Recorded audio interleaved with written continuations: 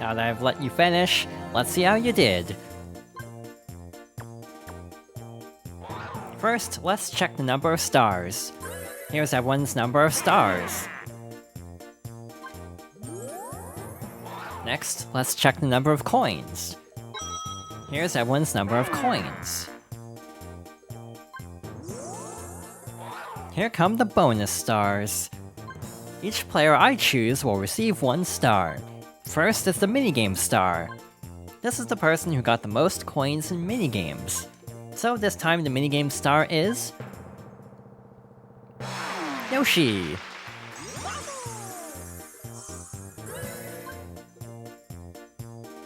Next is the coin star.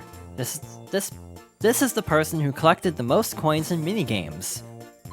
So this time the coin star is... Yoshi!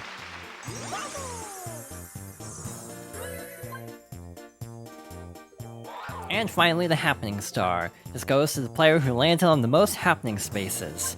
This time the happening star goes to... Wario!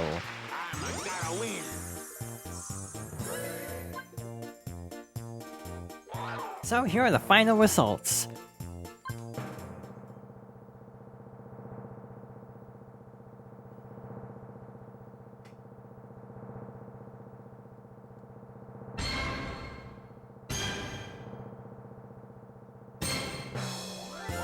The winner is Yoshi!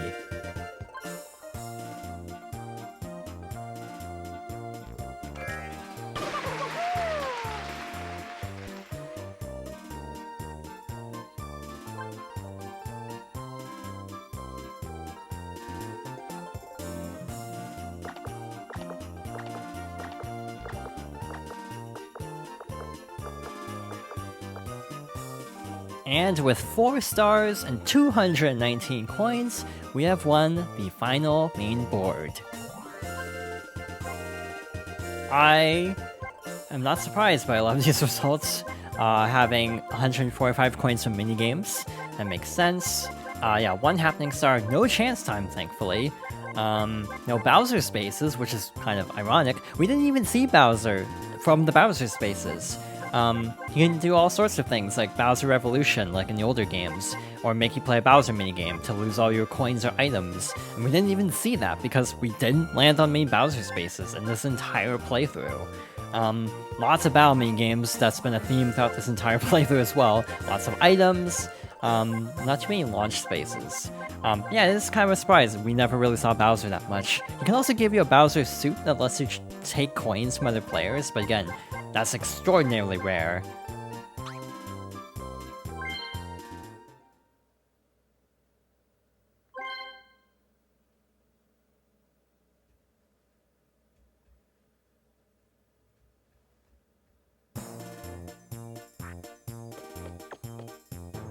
Hey Yoshi, not bad.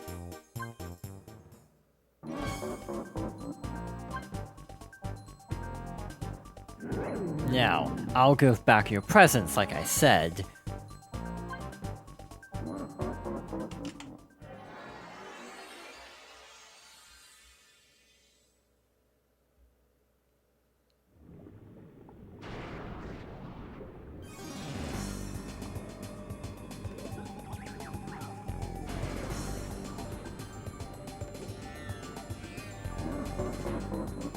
You gullible fool.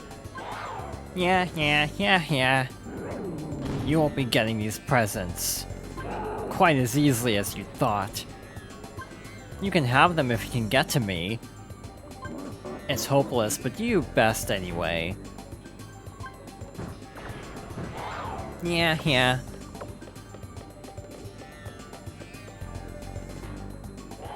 Don't think you'll get in so easily. That's right, things are gonna get hot. Touch the magma and say goodbye. Night. Yeah.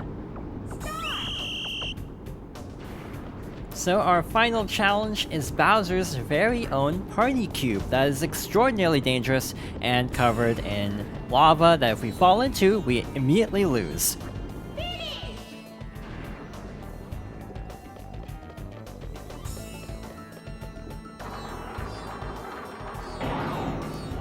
Welcome, but you stop here, puny one. You will go no further. Can you solve the riddle of this room? And don't try to move the puzzle pieces with a ground pound. You creep. You cheap little... Eek.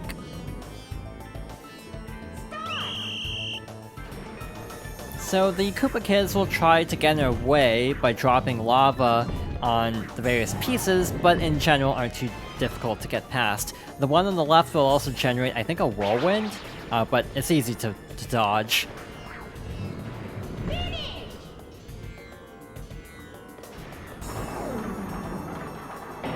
Drats. Sorry, Master Bowser.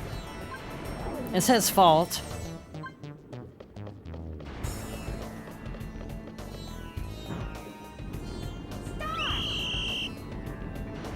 And we have another timed platforming section.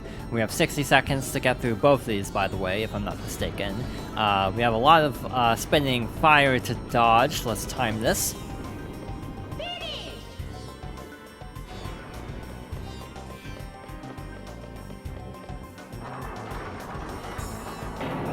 Quiet. I guess I'll have to do this myself. Thank your lucky stars you made it this far.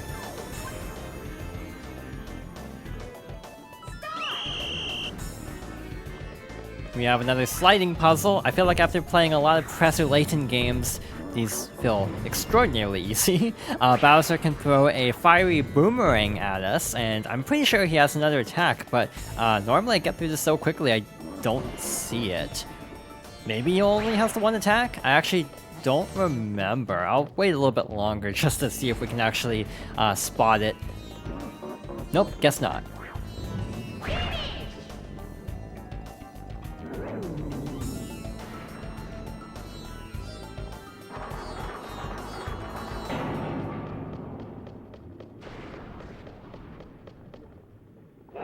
Now I'll bury you. Arg, I'm not going to stand for this. Now, prepare to meet your doom. So something I haven't really brought up is how we have a health bar. We have, what, like 10 hearts? The fire would have actually dealt damage, but realistically, you'll take most of the damage here. So this is a really unique final boss. I can't say it's a good final boss. We have to ground pound 3 of these little switches to generate a field that if Bowser is standing in, he will be electrocuted. That is easier said than done because, as you can tell, the hitboxes are somewhat debatable, and frankly, Bowser's hitbox is somewhat debatable. He basically has to be standing pretty centered. If he's like partly in the little triangle, he will not take damage. What this is doing is it's basically summoning lightning to strike him. Also, we can take damage too from the lightning, which actually is a viable strategy if Bowser uses a specific attack to literally get in his way to stop him, like with that charge attack. So I intentionally took damage to stop him from charging. And you can also kind of stand in the lightning if you have the health in order to actually keep him in the triangle. I really can't say this is a good boss battle, mostly because of his charge attack, which we've actually been getting really good luck and we haven't been seeing. If you're about to hit a switch and he hits you with the charge attack, you'll go straight into the lava and you have to restart the entire minigame from the beginning. Yeah, he can basically shove you into the lava, which really sucks, but we got through it pretty easily.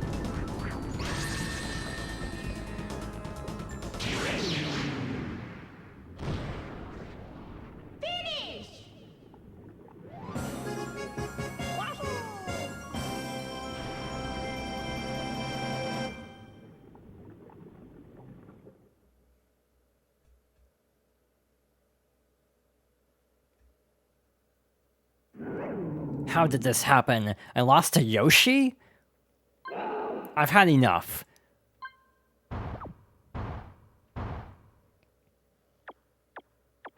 This is a present from Master Bowser. I'm sure they dropped it or accidentally left it behind. So just take it, alright? And he didn't take your other presents either. Maybe Master Bowser really is a good guy.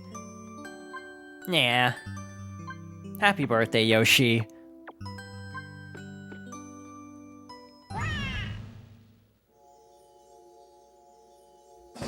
You got a Bowser lamp.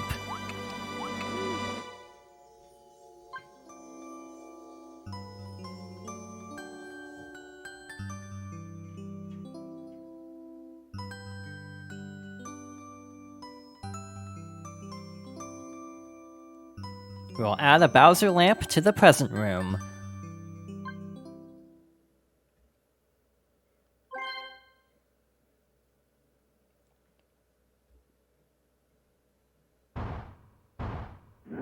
I'm not so good with mushy stuff like this, but happy birthday. I'm like happy and stuff.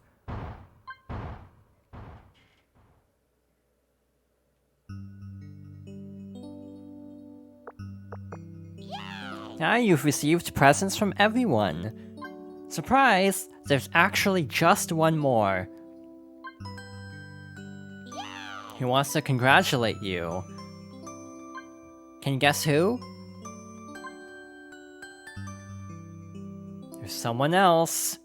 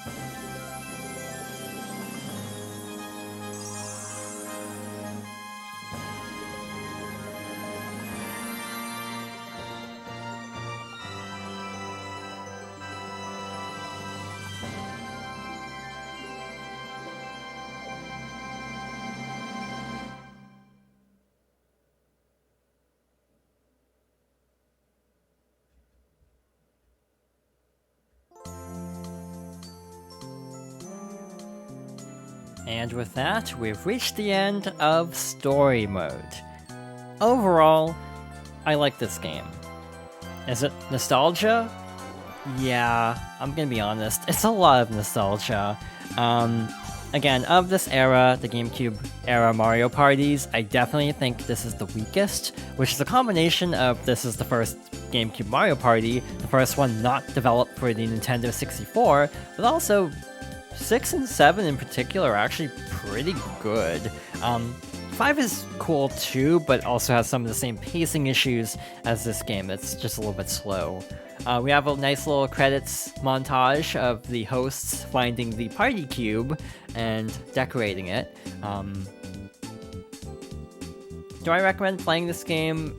Maybe. I mean, it's definitely not worth the price it goes for nowadays. Like a lot of GameCube games, it is extraordinarily rare and extraordinarily expensive. But it's still an okay game. I would recommend it if you like Mario parties. This being my first Mario Party, this was a nice introduction, partly because it meant that all the preceding games would be a lot more exciting, like 5, 6, 7 mainly. There's still a certain charm to it. I really like a lot of the music. The minigames are really solid. Again, I just wish there was a little bit more variety and that the game didn't favor 1 versus 3 or 2 versus 2 minigames to the point of not even being able to see a lot of the 4-player minigames. The lack of dual minigames and boards for coins is also a little bit, this is one of my favorite things. I think they brought that back with 5. I actually don't quite remember. But yeah, this is also one of the only Mario parties I'm pretty sure has pre-rendered cutscenes, like for the opening cutscene and then the ending animation with the constellation. And I kind of understand why, because the pre-rendered graphics are actually, in a lot of ways, they feel a little bit stiffer than the in-game graphics. So yeah, I feel like most Mario parties use in-game models going forward, which might be the right call if you're asking me. Again, this is still a very charming game. I really like the music, by the way. This ending song is very nostalgic. It has kind of a Mario 64 sound to it that didn't really stick with the franchise going forward. Like, even though Sunshine had been out for a couple months by this point, it has a very different atmosphere, tonally, musically, but this game, with its like music and graphical style, it almost feels like it has remnants of that like Mario 64 era that was a little bit lost going forward. Also, the final boss wasn't great, if I'm being honest, and that was a good run of the boss. Normally it goes really poorly for me, where I end up getting knocked down by the rush attack to the point of having to restart the entire boss numerous times, and I've definitely been experiencing that as someone who's been going through every story. Again, I have 2 stories left, which I'm hoping to take care of off-screen soon, and then we'll be able to show off everything in the present room. We still have minigame modes, we still have extra modes, and the present room to go through, so we are not done with this playthrough yet. In general, this is still a very fun, nostalgic game, and I'm glad I revisited it. It was a lot of fun. Do I recommend playing it multiple times for every present? Absolutely not, but for one playthrough or with friends, it's pretty fun. We still have several modes to go over, and we'll be starting that next time. So thank you for watching, and I hope you'll join me next time for more Mario Party 4.